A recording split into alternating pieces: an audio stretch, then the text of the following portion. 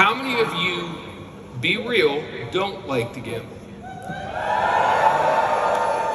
All right, so let's start right there. By the way, this is real whiskey. Everything we do to View from the Edge is genuine. So when we have a sword for Gladiator, it's the authentic sword. When you're a gambler, you have to drink. It's the law. So, actually, let me do this. I know you don't have a glass to raise with me, but Kyle Lowe was a dear friend. I worked with him for 10 years, all over the world. So, ironically, Kyle didn't drink, so Kyle's sense of humor, he'd appreciate. Let's raise a glass to Kyle Lowe, one of the most amazing men I've ever known in my life. All right, so back to, do you like to gamble or don't you? So there's a lot of people that walk into a casino and won't go anywhere near a table. They don't like it. They feel uncomfortable. They feel out of control. And their focus is, if they go and play blackjack or craps or whatever, they're probably going to lose their money. There's other people who walk into a casino and get excited out of their mind and run to a table because in their mind, they think they're going to win a lot of money. How many have ever heard the quote by Henry Ford? The man who thinks he can and the man who thinks he can't are both right. That's from a book called Think and Grow Rich. I hope you heard of that. So again, and by the way, when Henry said that, there were no ladies in the marketplace, so don't get pissed off at Henry. It was mostly men working. So the person who thinks they can and the person who thinks they can't are both right. So if you're in this room right now and you're sitting here going, man, yeah, that guy was great, this gal was great, I don't think I can do it, then you're right. So you need to have that transformation. Everything we're doing this weekend, the main thing is you walk out these doors and at least have the slightest little belief that you can do it. Because if you walked into a casino and if you believed you would win, how many of you would play if you were pretty sure you were going to win? Yeah. So listen, if Alex Morton can win, why can't you win? If Matt Rosa can win, why can't you win? Average people are winning. See, going into a casino, it's not like you have to have a super high IQ to win. There's a certain level of luck involved, right? How many realize there's a certain level of luck involved in your business? How do you control who you talk to? How do you control who says yes or says no? How do you control someone who sees the opportunity or extending down their mind and they go home and have a negative spouse attack them so they never even get started? So there's certain elements of luck, but there's a lot of things that are not involved with luck. So again, I want to focus on gambling itself because there's a direct parallel here. People who are employees are the ones who don't like to gamble. They want to guarantee. Now, a lot of you are employees right now, and that's fine. But if you read Rich Dad, Poor Dad, if you have a conversation, I've worked a lot over the years with Robert Kiyosaki. How many of you like Rich Dad? You're big fans. Everyone loves Kiyosaki. So he'll tell you point blank, at a job, your boss is buying you wholesale and selling you retail. And the number one reason why people have and keep a job is because of fear. So here's the thing, man. Gambling is a thing in business, not just in a casino. So when it comes to being in a business, we are now all entrepreneurs. Isn't that cool? See, to be an entrepreneur, typically you have to spend hundreds of thousands, maybe millions of dollars up front to start a traditional business. Over here, we can do it on a shoestring, but we're an entrepreneur. Now, here's the thing. If you look at a definition, I do that, I'm weird sometimes, and I go and I'll just look up definitions of words. You know, the definition of entrepreneur is someone who takes unusually high risks. Now, when we came this weekend, you had to spend some money to get here. How many had to spend some money to get here, right? You had to pay for your ticket, your travel. So let's talk about poker for a minute. When we play poker, and there's a bunch of different variations of it, but basically you get dealt 5 cards. Now, before you get any cards, you have to, what they call, ante up. You've got to bet something. Now, some people don't want to ante up. Wouldn't it be great if you could win the pot without having to put anything into the pot? But if no one put anything into the pot, there wouldn't be a damn pot. So everyone has to ante up. Everyone's got to spend some money. And when you do, you get 2 cards. So right now I have a 7 and a 3. Now a lot of people, when they get a 7 and a 3, look at everyone else's cards and they fold because they don't want to have to make another bet. They look at a 7 and a 3, they're not very good cards, so they fold, meaning they quit. How many of you had people in your business, they did 2 presentations, looked at a 7 and a 3, and they folded, they're out? See, anything of greatness is going to take time. It's going to take a long time. Nothing of true greatness comes quickly or easily. So you get your 2 cards. Now, in real poker, it might be smart to fold, but in our business, we never fold. I started this 35 years ago. My mentor was one of the best people to ever do network marketing, ever. He taught me 3 rules the day I started, and they're my mantra for life. Pay attention, get excited, never quit. Pay attention, get excited, never quit. How many understand those 3 rules? I think they're pretty simple. How many of you have ever been to a wedding where people said, I love you for better or for worse, in riches or health, in sickness and in health, blah, blah, blah, until death do we part? Have you ever seen that? How many of you, those 2 people, are now not married and they're not dead? That means they quit. Pay attention, get excited, never quit. Do you know that more than 50% of people go to college in the United States quit? I know some parts of the world college is free. In the United States, it ain't free. It's $10, $20, $40, $50, $80, $100,000 a year, and people more than 50% quit. So most people quit. So you have to resist quitting. And if you are getting bad cards and you quit, that means you're folding. Say, I will not fold. Now, say it like you're not actually going to fold. Say, I will not fold. I will not fold. Folding is for everybody. It's for losers. No one here should fold. So you ante again and you get another card. I still don't have anything. So I ante again and I get another card. And I still don't have anything. So I ante again, I get another card. Now, what do you do when you have nothing? You bluff, okay? So this is great, right? So some of you guys, you're just getting started. You haven't made a lot of money trading yet. You haven't built a big team yet. So when you're trying to recruit someone, you go, well, you know, I'm really not doing very well yet, but, you know, I'm excited about, no, this is where we we don't just tell people, look at my cards, they suck ass. That's not what we do. We look at our cards, and then we tell the man, I'm telling you what, I love playing poker. Playing poker is the greatest thing. How many of you think you can have fun doing something even if you don't win? Is that possible? Have you ever gone to a casino and not won a lot of money and still had a good time? Listen, my dad never went to college, not an educated man, but he taught me one of the smartest things ever. When you go to Vegas, maybe this will help some of you totally outside of business. Imagine, forget Vegas, imagine tonight you go to the best restaurant in Budapest and you have the most expensive meal in all of Budapest. Better yet, how about you go to Tokyo? I know we have some people from Japan in the restaurant. In Tokyo, there's a restaurant called Aragawa. It is the most phenomenal steakhouse on earth. Went there years ago. It was my buddy's birthday. I didn't realize that Forbes said it was the most expensive restaurant in the world.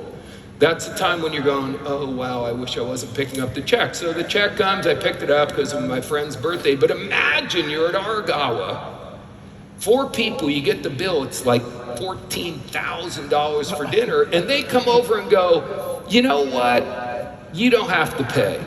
How many of you would be jacked out of your mind if you got a meal like that for free, right? Well, if you go to a casino and you walk in and you put $200 out, and at the end of the night, you walk away with the $200, meaning you broke even. You didn't lose a dime, but you had fun for 3 or 4 hours. How many realize that's pretty much the exact same thing we're talking about? It's not that bad to play and have fun. So I've got these cards, and I'm gonna play them, and if they're not the greatest cards in the world, I'm gonna bluff a little bit. Now, note that I'm not going to lie. Greg Stevenson is a good friend of mine, your compliance guy. I am not, Greg's gonna go, oh, great, you told everyone to bluff, you told them to lie. No, don't lie, don't ever lie. Don't tell people you're doing well when you're not doing well. But the best way to bluff in our business is when you don't have good cards, talk about your upline. Talk about the company, talk about the industry. Don't focus on the fact that you haven't done a whole lot yet. Now, I'm gonna move on to some other stuff, but I wanna share this with you. These are 5 cards that have no value at all. This is the opposite of that. 5 aces. How many would rather have this hand than that hand? It's a better hand, right? Okay, having aces, and I know we just had Jonathan come out here and do a little something on cards, so that was really good. I'm gonna take a deeper dive on it. I'm gonna get really into what an ace is. It's virtually impossible. The odds would have to be 70 trillion to 1 that you're gonna go out and get 5 cards and they're all gonna be aces. So you're probably going to, in real poker, if you have 5 cards, you have a chance to get rid of some of them and take some new cards. It's called discarding. This is another area where we're different. We don't discard people. If you have how many got someone on your team who's not doing very much? Let me hear you. Okay, so if you discard them, how many of you want to be discarded? How many joined because you want to be discarded? Listen, I have a friend named Jefferson who was doing network marketing for 3 years, and after 3 years, he had 2 people on his team. After 3 years of doing the business full time. That may be one of the suckiest first 3 years in the history of the industry. If you discarded Jefferson, wow, did you screw up? Because Jefferson went on to have 200 people at the highest level in the company making between $500,000 and $2 million a year. He built one of the biggest teams in the history of the industry. But he got off to a really slow start. So we don't discard people. One of the things I used to always tell people, how many of you get a feeling when someone's knees are wobbling, so to speak, and they're on the verge of quitting? Do you know that? You've been around for a while? You can borrow this one. I used to tell people, look, you may give up on you, but I will never give up on you. And you look them right in the eyes and you say it like you absolutely mean it. Because saying something like that to someone when they're in a moment of truth can make all the difference. So we don't discard, but I got news for you. We need to pick up more cards, more cards. If you're sitting here with 5 cards, 5 people, and you are calling these 5 people your leaders, and you think you're gonna make Chairman 100 with these cards, you are clearly taking crack. There's no way. There's no way.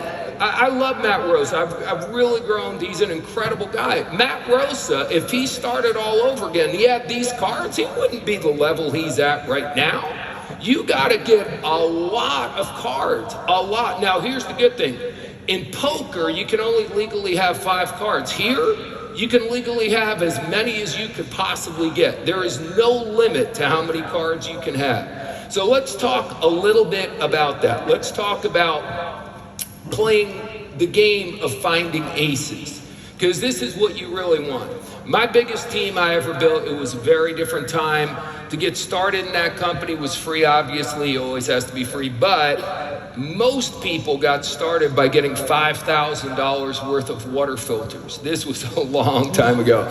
Be very grateful you're not in a company where you're trying to sign people up by getting them by $5,000 worth of water filters. That's not too much fun. But doing that, I built a team with about 40,000 active people. You know what I mean? I made a whole bunch of money. So I definitely know what I'm doing. Here's the point. With that team, I literally had 5 aces. So what is an ace? Let me tell you this, I do another seminar called Breakthrough, and it's 5 days like Tony Robbins' Date with Destiny kind of style, hardcore personal development. One of the things we do at that training is at one point we talk about boy, girl, or whatever, relationships, romantic relationships, okay? And we have everyone in the room write down 10 words that mean relationship to you. Now, when I say the word relationship, is there anyone in the room who doesn't know what I'm talking about? Look, if I used a really big vocabulary word of some sort, maybe you wouldn't understand. But does everyone understand what I say when I say relationship? So check it out. We take a minute, everyone writes down 10 words that means relationship to them. Then they're in groups of 6 people. So we have a group leader count up in the group of 6, how many of the 6 people at the table, how many words do all 6 of them have the same word? Does that make sense? So if you wrote down love, trust, whatever relationship means to you, right? So we compare people.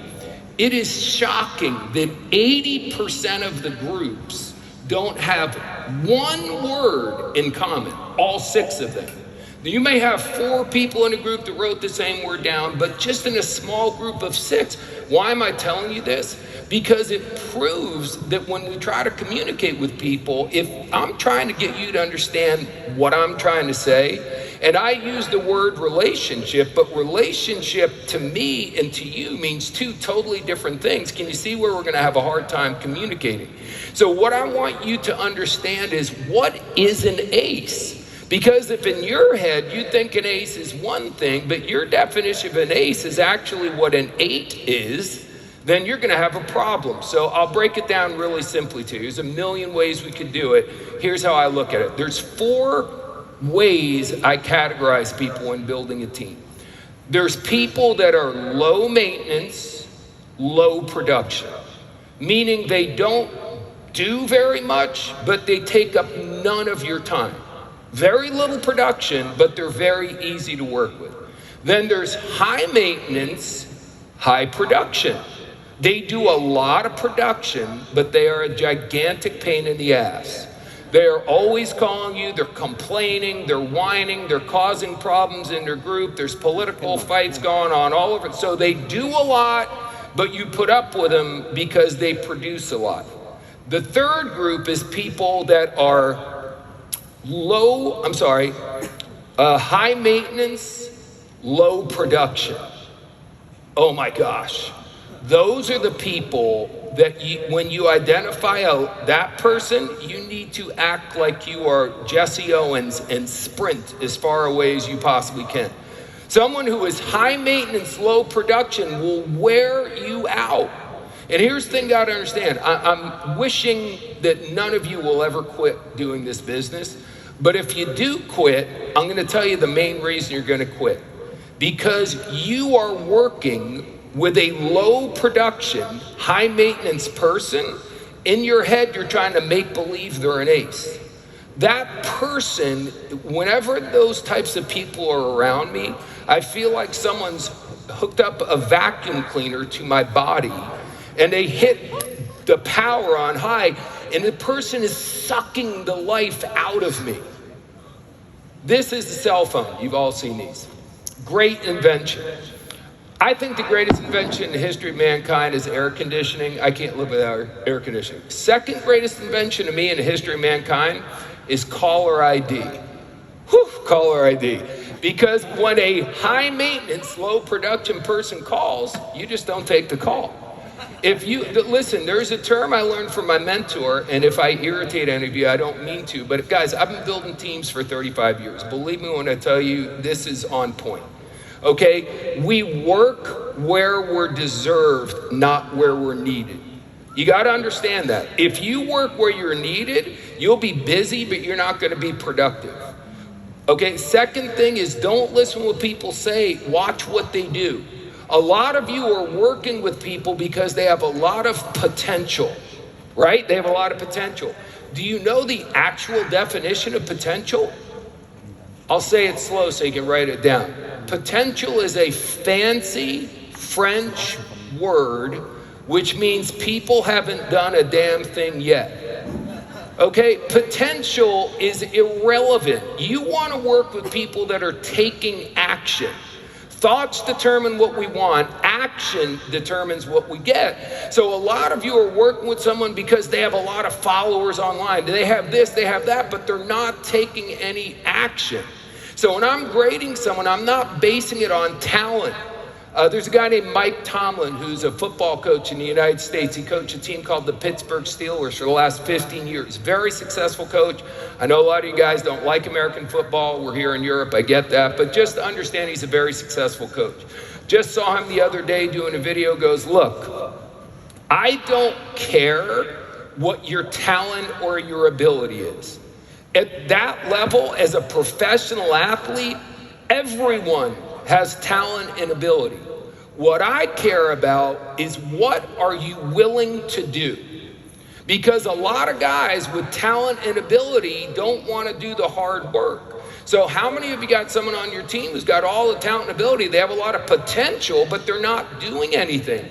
So you got to be really, really on purpose about who you're spending your one-on-one time with. And if you're working with a low production, high maintenance person, it's a given they're going to quit. It's not even a question. They're going to quit, but they may lead you to quit. So you need to be really smart. Now, what do you do if you have someone like that in your team? When you see them in a group, smile at them, be nice to them. You're always nice to them because we don't discard people, but never get in a one-on-one conversation, ever. Caller ID, remember that. Okay, the last group is the group we're looking for. The last group is low maintenance, high volume. That's what we're looking for. So you asked me, what is an ace? That's an ace. Low maintenance, high volume. I have to do very, very, very little with them. They almost never call. They never complain. For some people, if they put the next event on sale, you'd have to go to everyone and go, did you sign up? Did you sign up? Show me your thing when you sign up. Did you sign up? With these people, they come up to you and go, hey, I've already got 22 people on my team signed up. How many understand our business, the real big money, it's all about duplication, right? Duplication. Duplication comes when you get people on your team that are aces, when you get people that are low maintenance, high production. Now, how do we find aces? And I know we talked a little bit about this, but I'm going to get a little deeper into it now. We have to flip cards. This is the shoe that you would use if you were playing something called blackjack, meaning there's a lot of cards in this. This is not poker.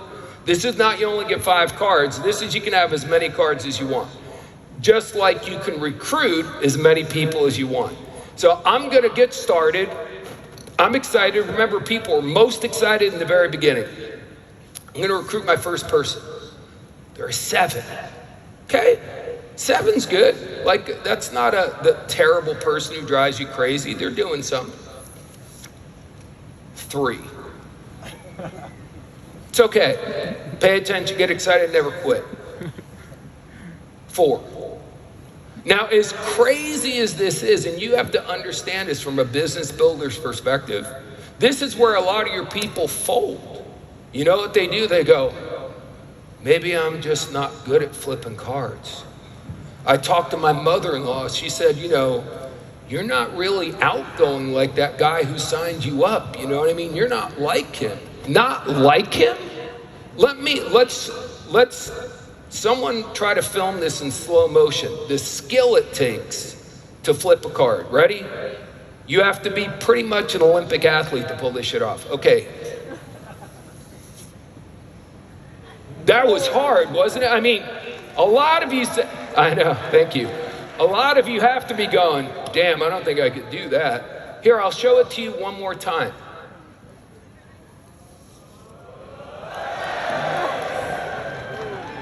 It's a king. Here's the funny thing. Some of you are going, ooh, I'm getting better. No, you're not. This is where luck comes in, bonehead. Whether you get a 4 or a king has nothing to do with you. You're just flipping the cards. You don't know who's going to be the person you're talking to. Earlier, I think it was Joey said, some will, some won't. So what? You have got to get that in your soul. Some will, some won't, so what? Let me give you a random thing that just popped in my head. It's my favorite thing. Remember being back in high school? Remember when you liked it? I liked girls, I'm a guy, so I do the boy-girl stuff from that perspective. So you see a pretty girl and you go to your buddy and go, hey, ready? Come on, it's a good teaching point. You go, will you go talk to Anne-Marie and tell her I like her? So your buddy goes, okay. So your buddy goes over to Anne-Marie and goes, hey, Anne-Marie, Marc likes you. And you're sitting watching it. It's so like out of control. And what if, as you're watching, Anne-Marie burst into laughter, goes, Marc, oh my God, I would never go out with him. Now, if you're the friend who went and asked the question, and she's saying that about me, would you as the friend burst into tears because you just got rejected? Hell no. As a matter of fact, when you came back, because you're my friend and this is what guys do, you would make fun of me for the rest of my life. There would be no pain, none whatsoever at all. So when you showed this business or this product to someone, they don't like it, why are you taking it personal? Chris Terry should take it personal. It's his idea. It's his company. Let me tell you, I know Chris. I've spent time with Chris. Chris doesn't care. Could you imagine going to someone and going, hold on, you're not going to sign up? Okay, hold on. Yes, Mr. Terry, I'm sitting here with a guy named George. Yeah, George says he doesn't think it's going to work. Okay, Mr. Terry. Okay, Mr. Terry said if you don't want to sign up, we'll just shut the whole company down. Are you shitting me? Some will, some won't, so what? Right? So what am I gonna do? I'm gonna flip another card. There you go. It's a 3.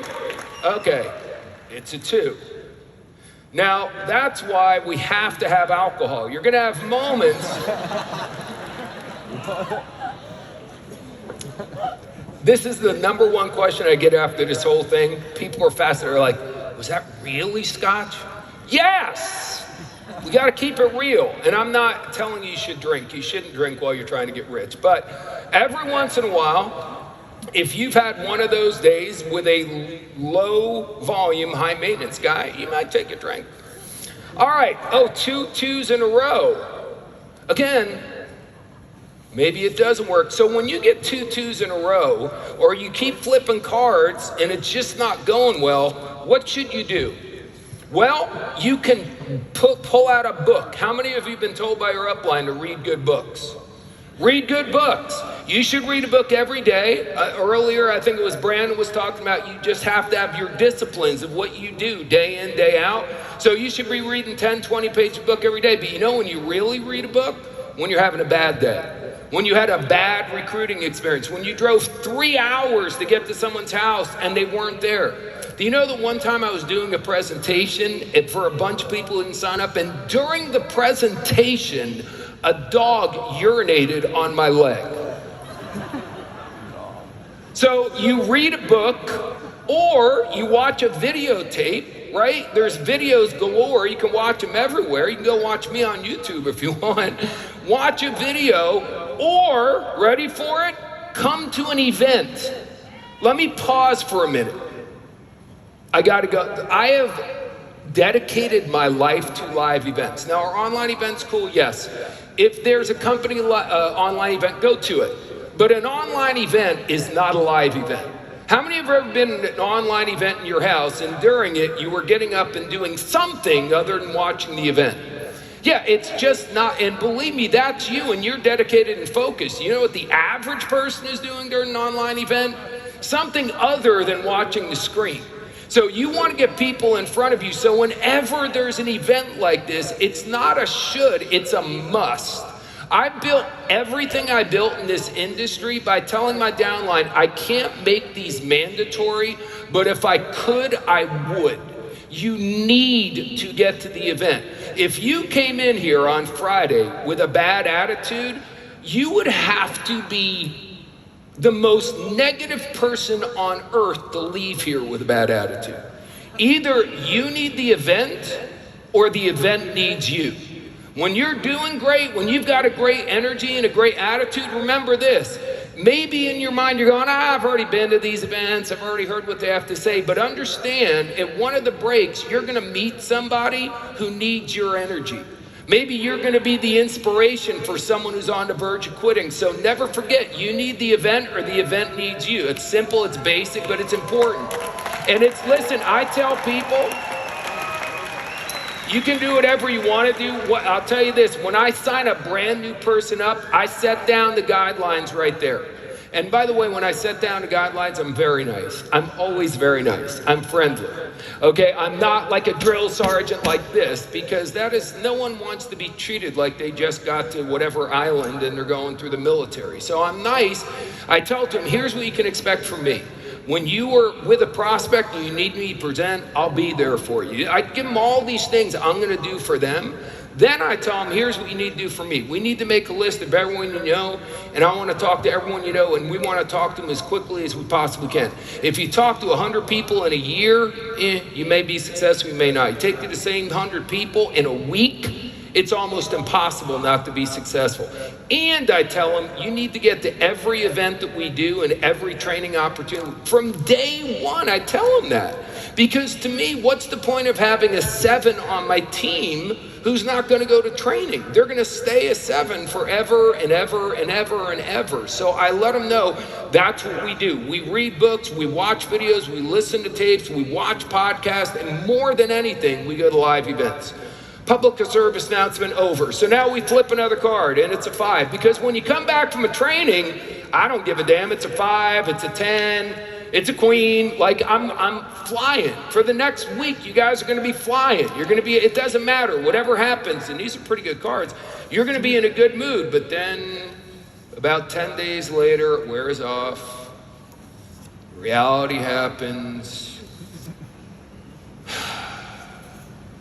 You know, maybe that other company, that guy called me from another, or, I'm online all the time and that one thing sure looks good. Let me tell you something, 99% of the opportunities you see online, the only people getting rich are the people making the post trying to get you to buy their product, buying their course. Okay, you're in this thing, stay in this thing.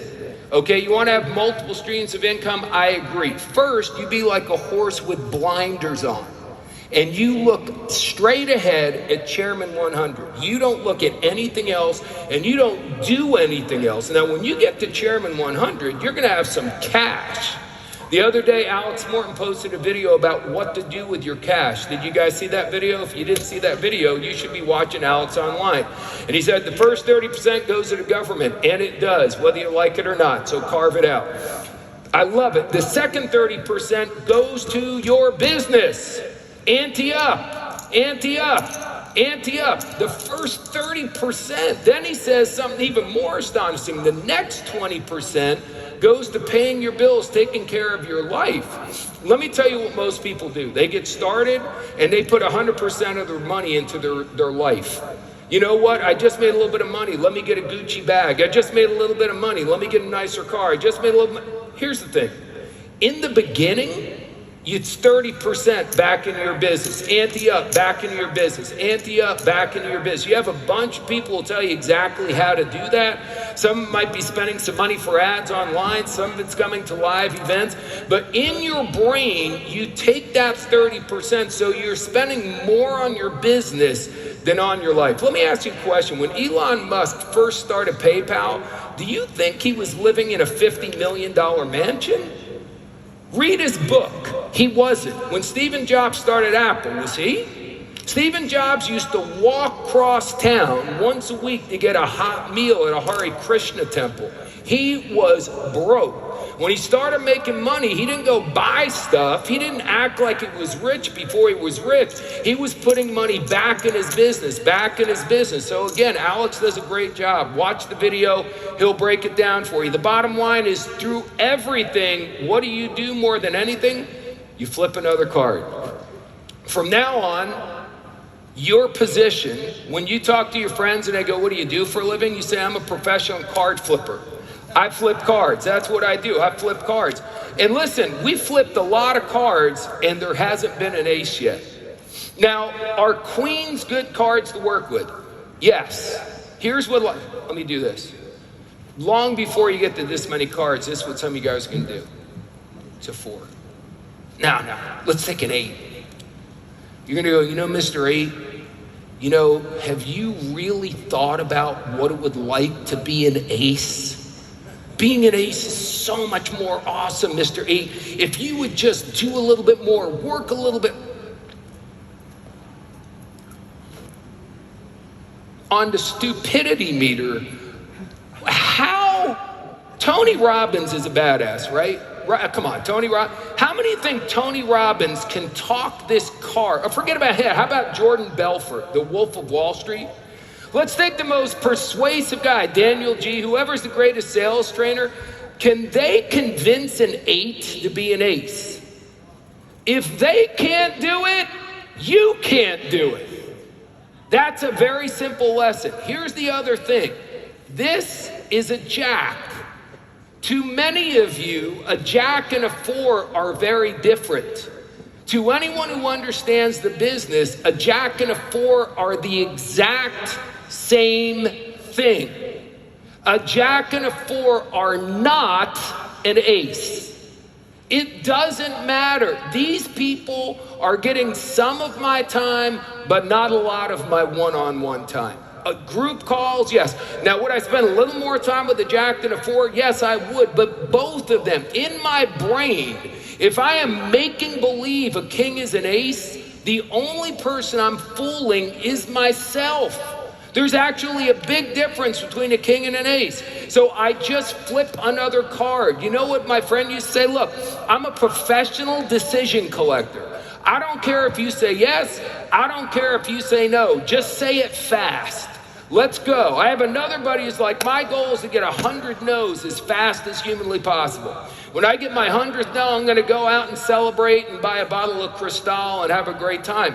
Whatever you have to do to trick your brain, because I'm telling you, you're going to, or you get to a certain rank. That's another thing. I'm at a certain rank now, so I don't really need to flip cards anymore. I'm just going to build my business. What happens to a professional sports team that stops drafting new players? I've already got a good enough team. I don't need any new college players. I don't need any new young players joining the team. If that's the way your brain works, you will never build a dynasty. You know what the worst thing about success is? Having it for a short period of time. Maybe you want it, if you're into tattoos, tattoo that. The worst thing about success is having it for a short period of time. The way you have it over and over and over again is you never stop flipping cards. Listen, in the beginning, remember when I held up the 5 cards and there were no cards and I'm going, hey man, you got to bluff? So in the beginning, you don't know what you're doing. You're not trained, you have no experience, you have no success, you have nobody on your team, you haven't made any money. You know what you do have? Optimism and enthusiasm. Don't underestimate optimism and enthusiasm. Now somebody or a whole bunch of somebodies need to hear this right now. This is one of those moments. If you now have experience, you have training, you have people on your team, you have all the things you didn't have in the beginning, but you've lost your optimism and enthusiasm, then you're going to be dead. You're going to be stuck in the mud. You're not going to go anywhere. You've got to pay attention, get excited. If you're not excited about your opportunity, why should I be excited about your opportunity? You know what I'll do? For the next few minutes, I'll train like you recruit. So you have to flip a card. This is a 4. You know, 4 is not a really good card. Your energy is like you're going to a funeral. You got to be excited. You have to be fired up. You've got to be excited about it. They're not going to excite about it. And it's not, okay, Zig Ziglar, one of my all-time heroes. You know what success is? Going from one failure to another. Going from a 4 to a 3 with no loss of enthusiasm whatsoever. So optimism, being positive is not optimism. Being positive is, oh my God, a bird just pooped on my car. Maybe that's good luck. You know what I mean? That's like I have a positive attitude. Something bad happens, I'm going to look at it from a positive. Optimism is believing no bird will ever poop on my car. Optimism is believing tomorrow you're going to win the lottery. Optimism is believing every person you talk to is going to be the next Alex Morton. Now, I want to make sure you get this, but someone's gone, but Mark, I mean, can we keep it real? I mean, I've been doing this for 2 years now. I mean, the odds of this next person being Alex Morton are like 0.001.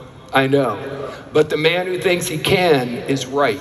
So if you're so delusional that every single time you think that might be the next Matt Rosa, see, let me ask you this. If you were really across the table from a guy you thought could be Matt Rosa, what kind of presentation would you do? Would you go through the motions? Would it be half-assed? Here's the thing. Don't judge a book by its cover. You have no idea who you're presenting to on any given day. So I flip another card. An 8, I flip another card, a 5, I flip another card, a 4. God, are any aces in here? For real, I'm asking that question myself. It's easy to get discouraged unless you go back to what I said earlier. Have you ever sat down in a casino and played cards for a couple hours even though you didn't win any money, you didn't lose any money? Did you have a good time? You're hanging out with your boys? What if instead of falling in love with the result, you fell in love with the process? See, this is 100% the God's honest truth. In the beginning, I was obsessed with hitting ranks. I was obsessed with getting my paycheck up to $10,000 a month. That might sound crazy, but 35 years ago, that was a lot of money. And I just couldn't do it, and I just couldn't do it, and I just couldn't do it, and I was pissed off. And I was sitting in a seminar just like this with a bad attitude. You got to work hard to have a bad attitude in a room this positive. And I had a bad attitude, and then it just hit me. I don't know what the speaker said, but it hit me that for the last 18 months, I was able to make a full-time living doing this, and that I love doing it. And I just had this peace come over me going, you know what? I want to be a whatever rank, but I don't need to be the rank. I love doing what I'm doing. I love doing what I'm doing. So when I get up, I'm not going to focus on, I didn't hit this rank. I didn't get this deal. I'm just going to focus on how many people do you know that hate doing what they're doing? On Sunday nights, forget about Monday mornings, Sunday nights they get depressed because they have to go to work. They only get 2 days off all week, and one of them they spend being depressed because they have to go to work on Monday.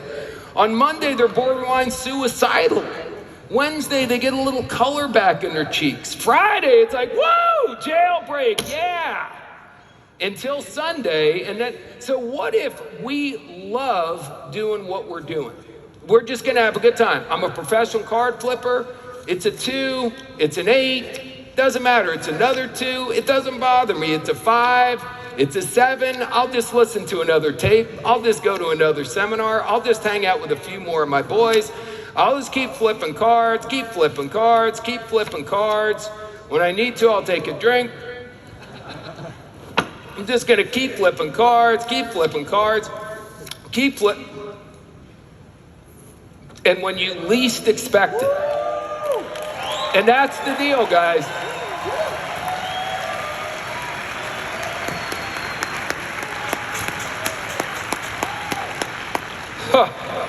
Finally! This was my real, I never know how many cards are in the shoe before the ace because I never want to do that. I just keep going. There's not too many aces in there.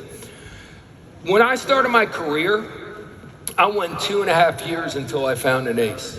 My friend Lori, who was my best friend, we never dated. There was never any energy like that, but she was my best friend. We started at the same time, worked together. This girl worked harder full-time than anyone I knew. She went 4 years without getting an ace. And then within 60 days, she found 3. She ended up being the number 3 income earner in a company that made it to number 1 in the Inc. 500.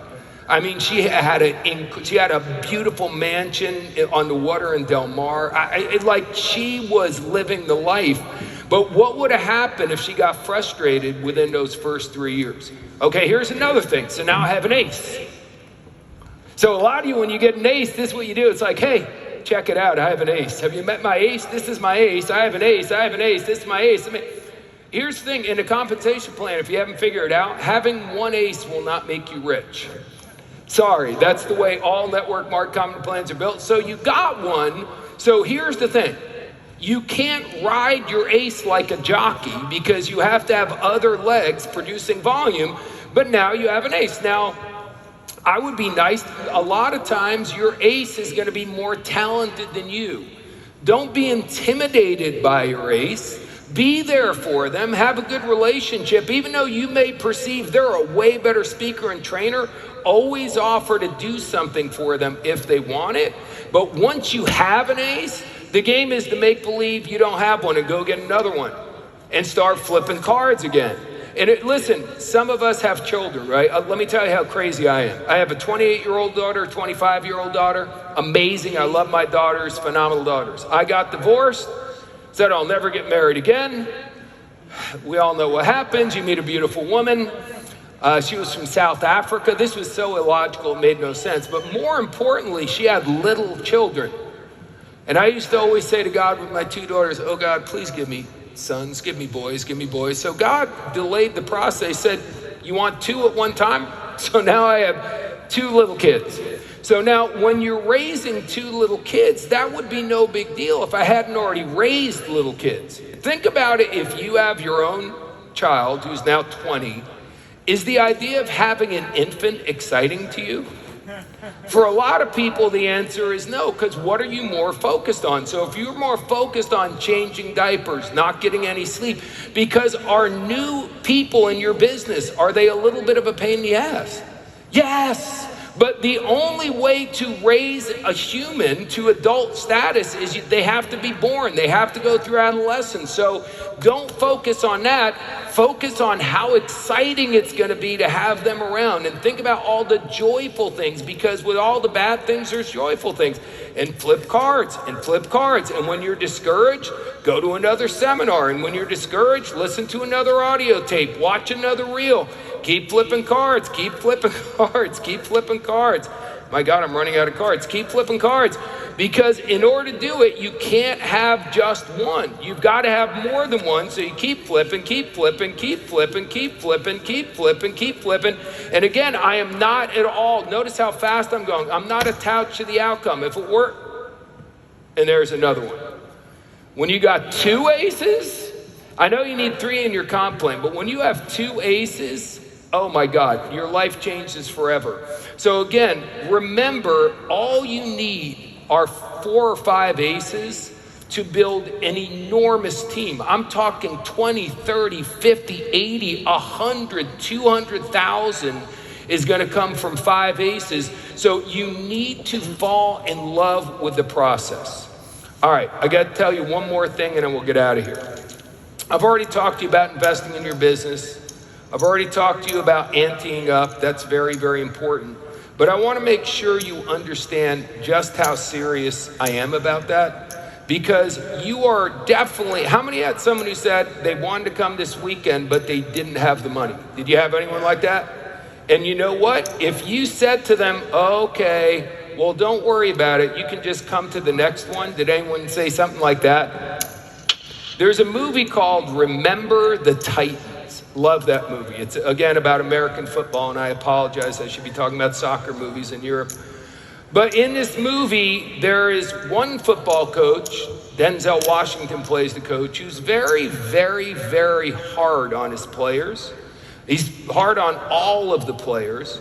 And then there's the other coach, the assistant coach, that when he yells at the players, when Denzel yells at the players, he'll go over and put his arm around him and say, hey, don't worry about it. You know, he shouldn't yell at you and all that kind of good stuff. So depending on your personality type, you may like one coach or the other. Well, what I love about the movie is they're in a game and one of the star players screws up and does something pretty much unexcusable. So Denzel rips his head off.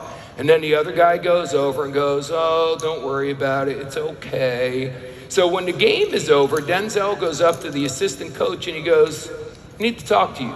2 things. Number 1, don't ever undermine my authority, ever again. I'm the head coach. Don't you, this is a lesson for you, don't ever contradict what your upline is saying. Okay, if your upline says something and you got a different opinion, when I met my mentor, he literally said this to me. 2 things. If you have an upline who's successful, 2 things.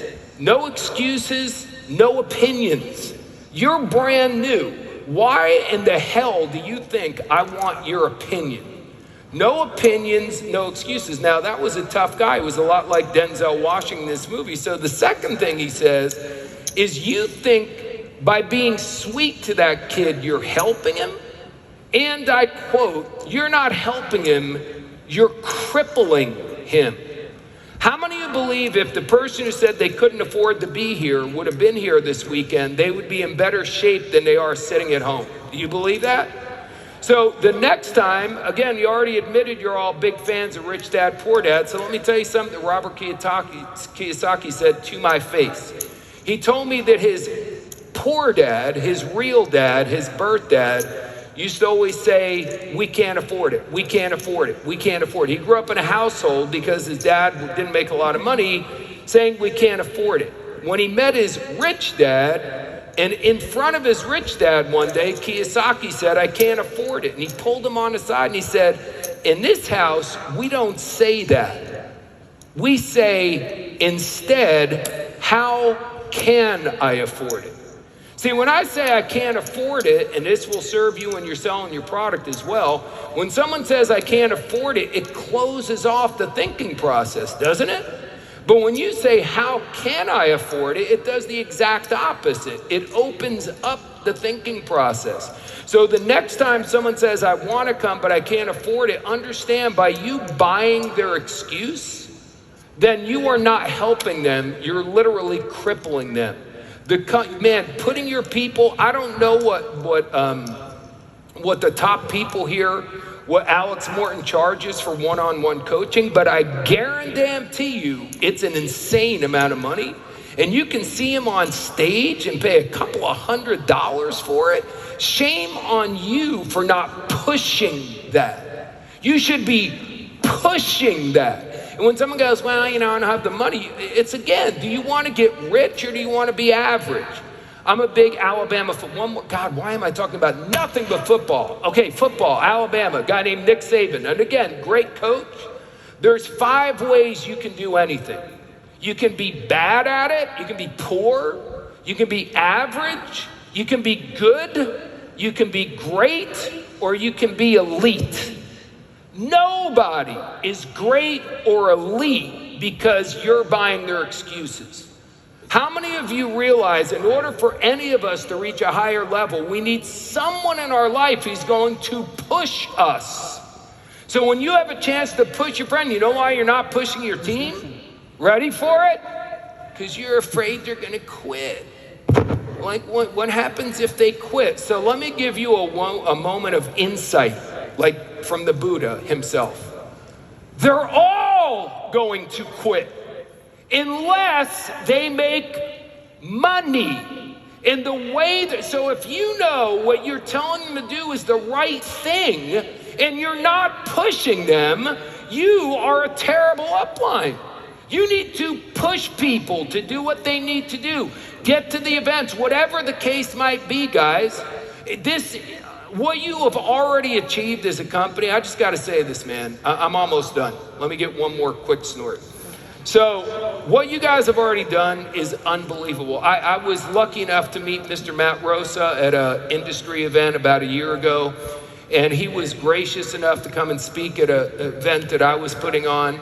And I told him, man, I'd be glad to come out here, but I've been watching you guys for years. Everyone in the industry is watching you guys. And I just want to say, well done. Like, really, really, really well done. Like, oh my gosh. Like, where you are is amazing, but where you could be is ridiculous. There is no way your best days are behind you. That shit's just not true. I believe this right here is a $2 or $3 billion a year company. And if y'all are doing what you're doing now, if you guys are making what you're making now, imagine what's going to be happening when this is a $2 or $3 billion company. All right. Whoa. Hold on. I'm saying that to say this. Thank you. Another thing I love to study, another one of our characters is a Navy SEAL. God, Navy SEAL, and I also respect all the other divisions of upper elite military. But we've seen enough movies about Navy SEALs. Navy SEALs, man, I mean, you gotta be kidding me. I remember meeting a guy named Rob O'Neill. Rob O'Neill is one of the most decorated Navy SEALs of all time. When I met him, I was like, wow, like he's not, like I just figured he was gonna be this physical, like they sculpted his body out of stone dude, you know? And he's like, no, we have to do physical things, but mostly it's mental. It's mental. He goes, listen, everyone who goes through, imagine this, you're in the Navy, and to be accepted to go into the SEAL training program, you have to basically be in the top 1/10 of 1% to be accepted into the training program. Then when you get in the training program, 90% of them don't make it through the training program. I mean, we are talking, there's been several hundred ever in the history of this for 30 or 40 years. It's crazy how hard it is to get there. And there's a few things I could teach you. One is this. This is the SEAL standard. Someone needs to hear this. This is our standard. If I get someone who's willing to do this, that's cool. You ain't going to be a SEAL. What is the standard in your group? What leader? One of our leaders talked about setting the pace. Joey talked about you leading from the front. If you're watching a horse race and we watch the race and go, oh, that horse is the leader, does that mean that that horse is behind the other horses screaming, run faster, run? Is that what a leader is? A leader's got their ass in front of everybody else. My mentor was going so fast, I could barely keep him in sight going as fast as I could. When I met him, he's like, I'll make $100,000 a month. People laughed in the audience. Next thing you know, he's making $100,000 a month. The month he made $100,000 a month, he goes, I'm gonna make $1 million a month. And then people really laughed. 18 months later, he's making $1 million a month. The last year I worked with him, he was the 38th highest income earner in the United States of America, right behind Garth Brooks and right in front of Siegfried and Roy. This industry, dude, I can't believe I called you dude. This industry can give you anything you want, but let me bring it all back. You want to be a Navy SEAL? This is what I love. You want to be a beast? I love a beast mode, right? Come on, beast. Who's a beast?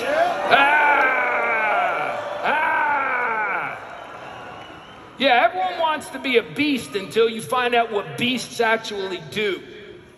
So in poker, the most dramatic thing in poker is when someone is running out of chips, and in order to stay in the game, they have to put all their chips in. It's called being all in, right? Now, come on, during the events over the years, how many of you heard people, you gotta be all in, you gotta be all in. Some of you guys are going, I'm all in. Let me tell you this, you are full of shit. Most of you are not even close to being all in. If you would be all in, you'd already be a chairman 50. People buy certainty. Some of you are hedging your bets. If this doesn't work, I'll do that. That doesn't work. Listen to me. This industry, in my mind, is the last vestige of free enterprise on earth, where anyone from anywhere can be successful beyond your wildest dreams. So when someone sits there and gives you some garbage excuse on why they don't want to do it, and you buy it, you're not helping them, you're crippling them. We have got the deal. But in order for you to win, you can't be 50% in, you can't be 75% in, you've got to be all in with everything it got. You understand? So whatever it takes, if it takes this, I don't want to hear anyone talking to upline after the event saying, I can't do it, I can't afford it. That's irrelevant. My mentor said, if you can't afford to do it, you can't afford not to do it. When I got started, I didn't own a suit. He said, you got to get a suit. I'm like, I can't afford a suit. He goes, cool, I'll work with someone else. It's been a privilege to be here today, guys. An absolute privilege.